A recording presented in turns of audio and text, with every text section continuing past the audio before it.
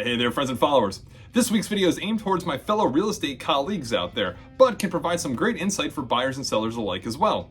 When practicing residential real estate here in the Sunshine State, it's likely that you're going to come across a home fitted with solar panels. This video will give you 7 things to keep in mind when helping buy or sell a home with solar capabilities. Stay tuned.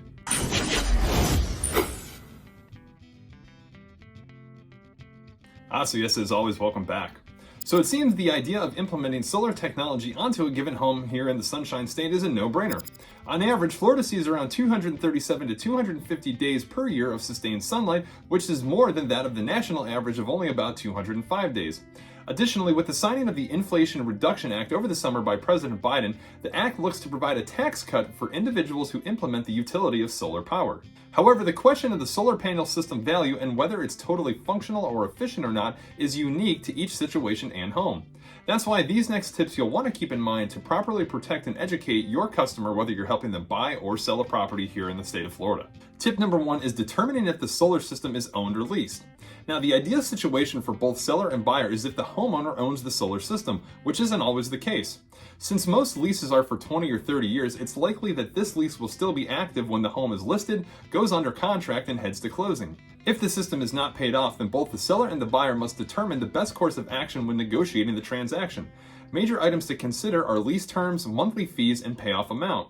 Taking on a leased solar panel system could actually cause an increase in the buyer's debt-to-income ratio, making them ineligible for the loan amount of that given house. Tip number 2, if the system is leased, have the lease terms reviewed by a professional. In most cases, they will have an extraordinary understanding of not only the variations of the leases, but the overall equipment as well. Tip number 3 is have the system inspected by a professional. Much like you would a well or septic inspection, you can have an independent solar company come out to inspect the solar system to determine its functionality.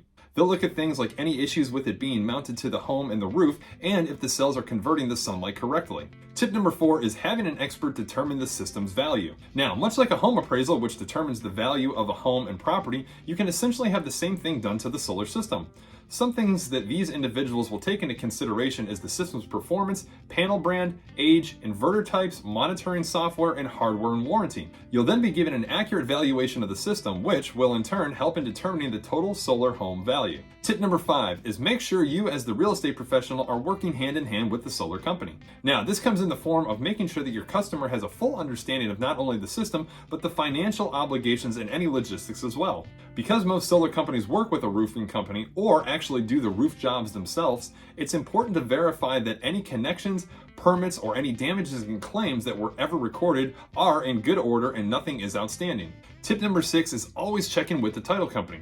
One thing that you'll want to verify and confirm is that there isn't a Uniform Commercial Code or a UCC-1 financing statement or filing lien on the solar home property. Some solar companies will file this as a type of lien in the land records to put third parties on notice as to their rights to the system.